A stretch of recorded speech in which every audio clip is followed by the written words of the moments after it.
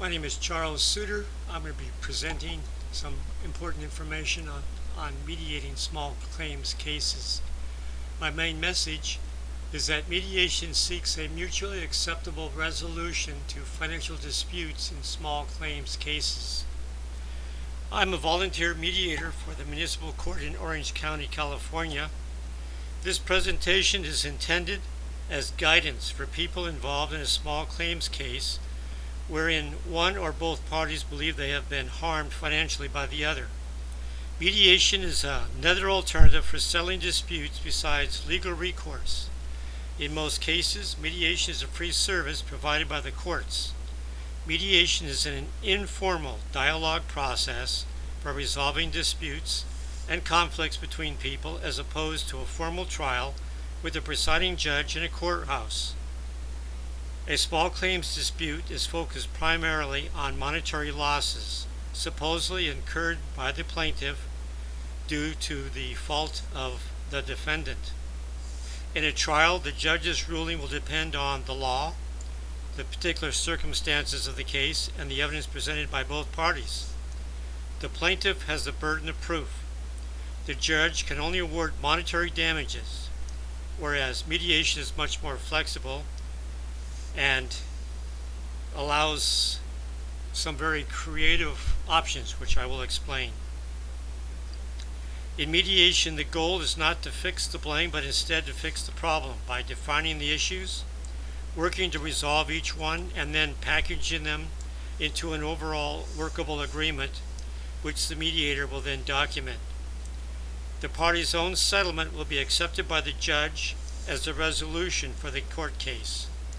If a settlement is not reached in the time available, a judge will call the case to court, will hold a trial, and make a rendering. The judge will either rule in favor of the plaintiff or the defendant.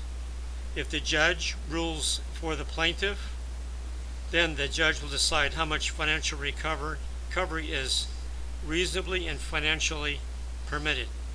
The amount awarded will not be greater than the amount claimed by the plaintiff, but it could be far less. Proposition 1. If a small claims case goes to trial, there are many ways to lose. I'm going to explain some of them. But first of all, I want to remind you that mediation is the only way where there could be a potential for a win-win outcome. Here are some ways to lose. The defendant can lose and have a judgment on the record for up to 7 years. The plaintiff could lose, win nothing, and could not appeal. Only the defendant has the right to appeal. Of course, appeal requires more time and more money. The plaintiff can be awarded much less than their original demand. Both parties should be aware of what they have to lose if the case is handled by the judge. A. If the judge rules in favor of the plaintiff, the judgment is rendered against the defendant, giving the plaintiff the right to collect whatever the amount the judge has awarded. A judgment by the court can have some serious consequences to the defendant, besides just the obligation to pay the amount specified by the judgment. And just to remind you, there is no provision for a payment plan if the defendant cannot pay.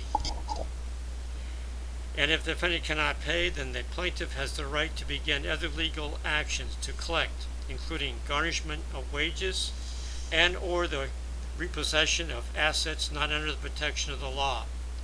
Furthermore, a judgment is a matter of public record for up to 7 years, and anyone can collect this information even after the judgment is paid, including credit card companies and future landlords and employers. B. Another way to lose, the plaintiff might be awarded an amount much less than their claim. Furthermore, the court does not help the plaintiff collect their money. Collecting is the burden of the plaintiff. And finally, C. If the judge rules in favor of the defendant, the case is dismissed and the plaintiff may not refile or appeal the judge's ruling. Again, only the defendant can appeal the judgment. Proposition 2. The mediation goal is to reach a fair, equitable financial settlement. Each party will have a chance to present their side of the case with their evidence without interruption. The parties can actually talk to each other, ask questions, and make offers for settlement.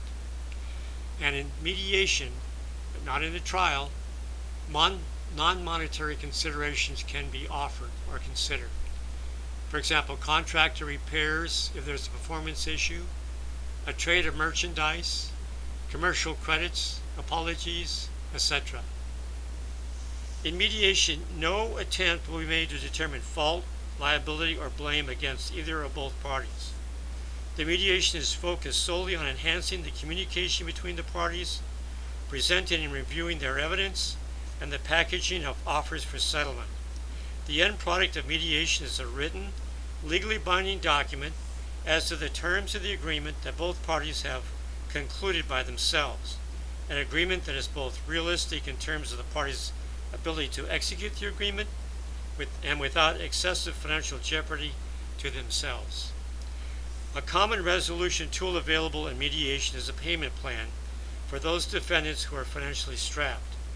Should a defendant agree to such a payment plan and then fail to live up to it, the plaintiff can receive an automatic judgment for the full amount without the need for another trial. Finally, if no settlement is reached in mediation, and it does happen sometimes, then the parties will be sent back to the court the same day and the judge will try the case. Proposition 3.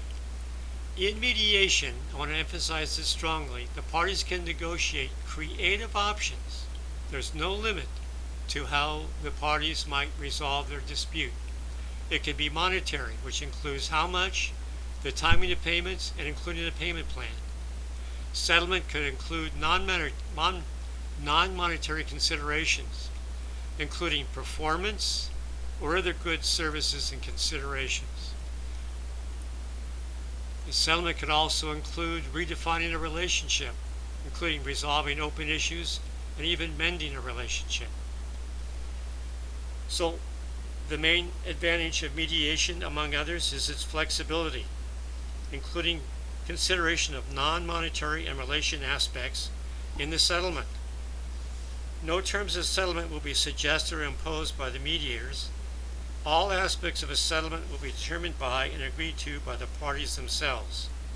My final message: if all parties make a good faith effort, most small claim cases can be resolved in mediation without a trial.